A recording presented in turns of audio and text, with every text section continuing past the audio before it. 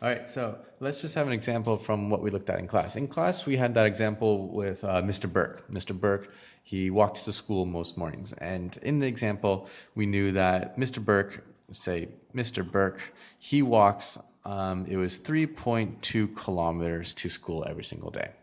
Okay. We also knew that it took him about 40 minutes to walk to school. So if we think about it, well, what could I ask? I could ask these questions regarding unit rates. Well, how many minutes does it take for him to walk 1 kilometer? I could ask how many kilometers or how many meters does he walk for every 1 minute? And those are the two different unit rates we can talk about. In class, we talked about, well, how many meters does he walk for every 1 minute? Or how many meters does he walk per minute? Well, how do I do that? I need to set this up inside a ratio table. In my ratio table, I'm going to set up, I have my distance. I'm going to compare that to my time. I'm going to put this in a nice little graph like that, nice little table. I know that I walk, or Mr. Burke walks 3.2 kilometers, but the question asks how many minutes does he, or sorry, how many meters does he walk every minute per minute? So what I'm going to do is I'm going to change this, convert this in from kilometers all the way to meters. Now I know that there's 1,000 meters in a kilometer. So in order to transfer this over, in order to exchange that, I need to times it by 1,000 because there's 1,000 meters for every 1 kilometer. So I'm going to use this distance, since these are equal, I'm going to use that distance inside my distance graph here. Here's a distance table. I know that there's 3,200 meters, and that takes him 40 minutes to walk. The question is, well, how many meters he walk for every 1 minute? I could very easily just scale this directly down to 1, right? I could do that by divide by 40. But you know what? I'm not very good at mental math, so I'm not going to do that. Instead, what I'm going to do, I'm going to use some friendly numbers. I see here that these both end with 0, so that means that they can both be divided by, that's right, divided by 10. So if I divide both of them by 10, I'm going to have 320 divided by 4. Okay, and that's, of course, meters and minutes. I want to know how many minutes. Now here, this is a little bit easier. How does 4 minutes get down to 1 minute? I need to divide by 4. If I divide the bottom by 4, I divide the top by 4. Divide by 4. And here I can do some mental maths. I know that this 320 is the same as 32 tens. Okay, well, how many times does 4 go into 32?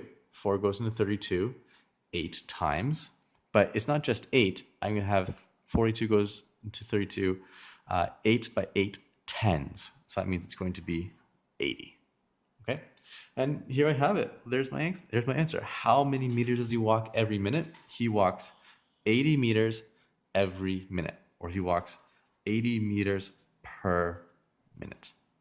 Okay, and we can extend this too. We can extend this by talking about, well, oh, gee, I don't know.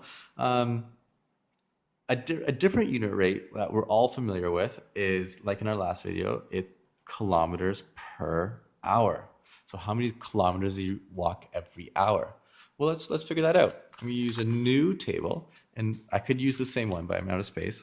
So I'm going to make a new distance versus time table. In this distance versus time, I know I have 3.2 kilometers, and he takes him 40 minutes to walk 3.2 kilometers. I need to get this all the way up to 60 minutes because I want to know how many kilometers he walk per hour. Well, can 40 go directly to 60? It could if I had really good number sense, but you know what I'm going to do? Something that we should all be familiar with is I'm going to scale down so then I can scale up. All right? So I need to know I can scale down to a friendly number that can scale up to 60. Remember in class we talked about our friendly numbers are 1, 2, 5, 10, 20, 50, and 100. Those are generally our friendly numbers. Okay? Those are friendly numbers because they are very versatile and they can scale to many different numbers. Well, which number do I want to use to scale down and then scale up? Well, personally, I think dividing by 2 is really simple. So I'm going to scale down to 20. So I know that 40 divided by 2 is 20, so that's 20 minutes.